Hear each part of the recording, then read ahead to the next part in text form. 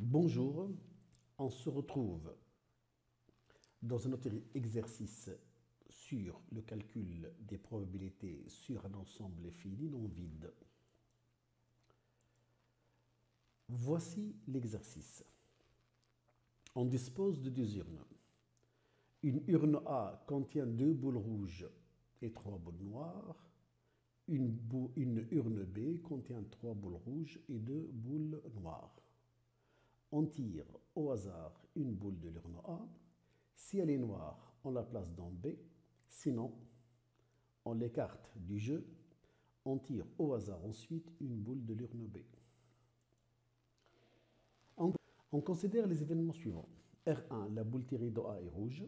N1, la boule tirée de A est noire. R2, la boule tirée de B est rouge. N2, la boule tirée de B est noire. Premièrement, petit a, calculer P de R1 et P de N1. Petit b, calculer les probabilités des événements R2 sachant R1 et R2 sachant N1. En déduire que P de R2 égale à 27 sur 50.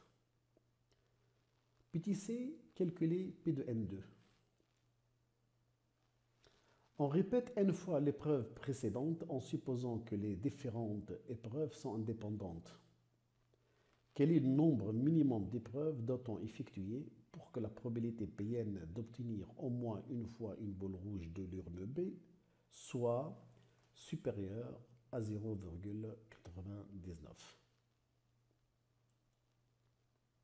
Corriger. Premièrement, l'épreuve consiste à tirer au hasard une boule de A. Si elle est rouge, on la garde et on tire une boule de B. Remarquons que dans ce cas, l'urne B n'a pas changé, c'est-à-dire la répartition des couleurs n'a pas changé. On a toujours deux boules noires et trois boules rouges. Si cette boule est noire, on la met dans l'urne B, puis on tire une boule de l'urne B, qui contient à présent trois boules rouges et trois boules noires. Remarquons que, cette fois-ci, l'urne B a changé. Elle contient à présent trois noirs et trois rouges. En tout, elle contient 6 boules. P de R1, c'est égal le nombre de boules rouges dans l'urne A divisé par le nombre de boules totales. Nous avons 2 rouges et 3 noirs. 2 rouges et 3 noirs. Donc, P de R1 égale à 2 cinquièmes et P de N1 égale à 3 cinquièmes. P de R2, sachant R1, égale 3 sur 5. L'urne B contient 3 rouges et le nombre total c'est 5. Nous avons remarqué qu'ici, la répartition des couleurs dans l'urne B n'a pas changé. Par contre, si la première est noire, si la boule tirée de A est noire, la répartition des couleurs a changé. Il y a à présent dans l'urne B 3 rouges et 3 noirs. Donc la probabilité de tirer une boule rouge de B, sachant que nous avons déjà tiré une boule noire de A, est égale à 3 sur 6, qui est égal à 1 demi. P de R2, c'est la probabilité de tirer une boule rouge de B. Cette boule rouge de B, soit elle provient, sachant que nous avons tiré une boule rouge de A, soit elle provient de B, sachant que nous avons tiré une boule noire de A. Donc on utilise le principe de probabilité totale. P de R2 égale à P de R2 inter R1 plus P de R2 inter N1. Appliquons maintenant le principe de probabilité composée.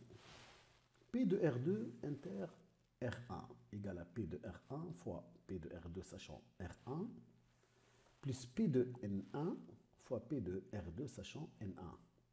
En remplaçant chaque probabilité par sa valeur, nous obtenons 2 cinquièmes fois 3 cinquièmes plus 3 cinquièmes fois N demi. Les calculs donnent 27 sur 50. C. Comme la boule tirée de l'urne B est soit rouge, soit noire, alors les événements N2 et R2 sont contraires. Et par suite, P de N2 égale à 1 moins P de R2 égale à 1 moins 27 sur 50 égale à 23 sur 50. Deuxièmement, Pn est la probabilité d'obtenir au moins une fois une boule rouge de l'urne B lorsqu'on répète n fois de suite l'épreuve précédente, en supposant que toutes les épreuves sont indépendantes. Donc, 1 moins Pn, c'est-à-dire la probabilité contraire, est la probabilité d'obtenir une boule noire de l'urne B à l'issue de chacune des n épreuves. Pn est la probabilité d'obtenir au moins une fois une boule rouge de B.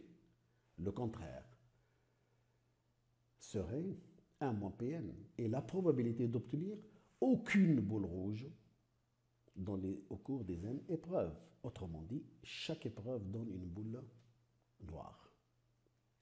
D'où 1 moins Pn égale à 23 sur 50 à la puissance n, donc Pn égale à 1 moins 23 sur 50 à la puissance n.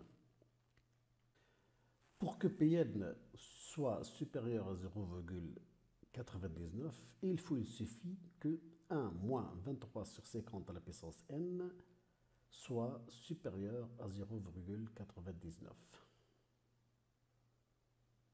Équivaut à 23 sur 50 à la puissance n inférieur à 0,01. Appliquons la fonction ln à l'inégalité précédente. Comme ln est une fonction strictement croissante sur l'intervalle ouvert 0 plus l'infini, nous obtenons ln de 23 sur 50 à la puissance n est inférieur à ln de 0,01. Ce qui donne ln de 23 sur 50 inférieur à ln de 0,01. Comme 23 sur 50 est un nombre strictement positif, strictement inférieur à 1, ln de 23 sur 50 serait strictement négatif. En divisant les deux membres de cette inégalité par ln de 23 sur 50, nous obtenons n supérieur ou égal à ln de 0,01 divisé par ln de 23 sur 50.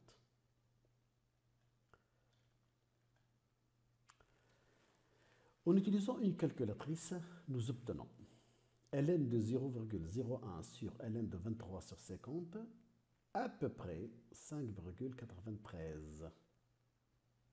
N est donc le plus petit entier supérieur à 5,93, donc n égale à 6. Merci pour votre attention et à la prochaine leçon.